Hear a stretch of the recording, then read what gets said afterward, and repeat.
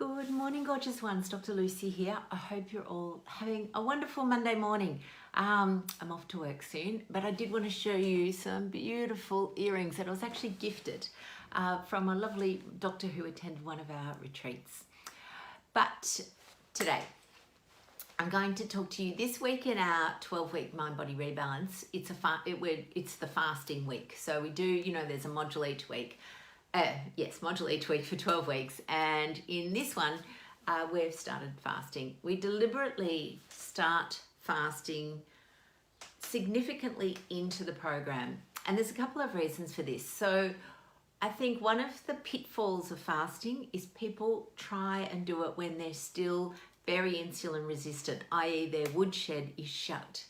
So they run out of fuel.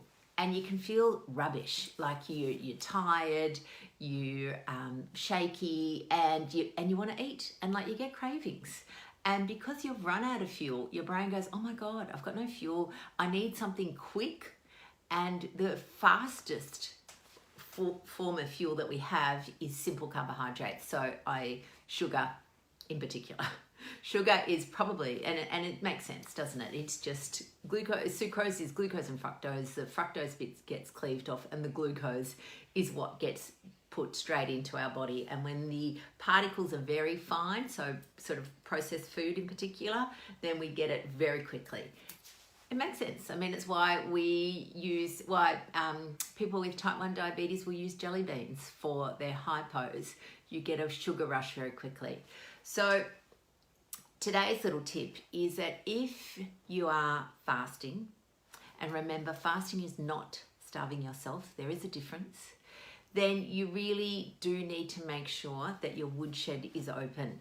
And that, for most people, takes somewhere between 4 to 12 weeks, depending on how insulin resistant they are.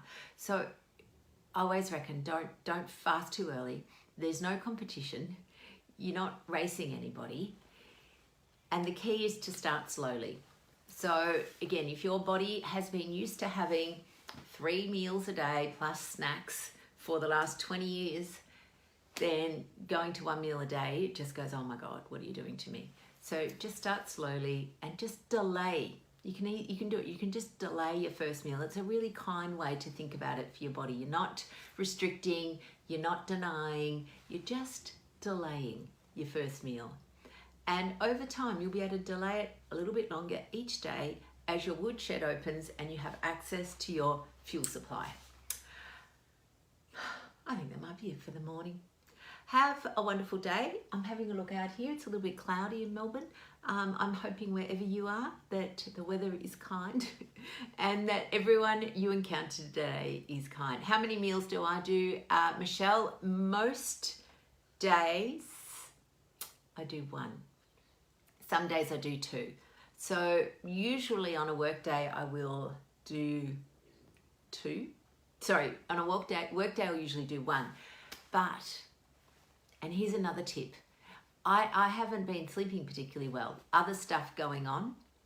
No. And so today, because I'm tired, I will have 2.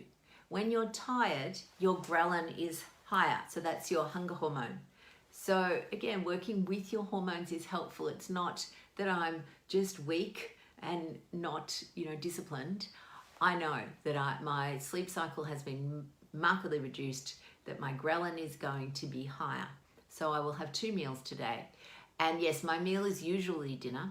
Thanks, Melissa. I did recognize that have and Jane were meant to be the same word. But again, you can work out which meal works with you. Dinner works with us just because that's our family meal. If I lived in a perfect time, I would probably have my 1 meal a day at about 3 p.m. So again, you got to just work with what you've got. Every single person is different. Ideally, if you're going to have 1 meal a day, it should be a bit earlier than I have it. Okay, so I'm not perfect, that's for sure. And in a perfect world, I would probably do 2 meals. I tend not to do electrolytes, Michelle, but I don't do a lot of physical activity. In fact, kind of none. So I certainly don't sweat much. I have a lot of electrolytes with my food. So my food is heavily salted. Morning, Nick. And most of my food has potassium containing foods. So certainly things like avocados feature highly on high rotation at my house. So, but you can certainly have electrolytes if you feel tired or your muscles are aching. Then yeah, definitely. Again, there's no, I think sometimes people work in absolutes, and we like absolutes because it kind of gives us rules to follow. But we have to recognize that none of our bodies are absolute. There is no one size fits all. So I love the idea that we can experiment with what works for us, what works for our family, what works for our lifestyle, and just go with that flow. So today I will be certainly having for lunch. In fact, lunch is simple because I'm at work and I just want simple. So it's basically 2 scrambled eggs, bit of cream, and some cherry tomatoes. Just something I can bang in my bag. Lovelies. I'll see you tomorrow morning for a little bit more on fasting. Hope you're happy, healthy and well. Bye now.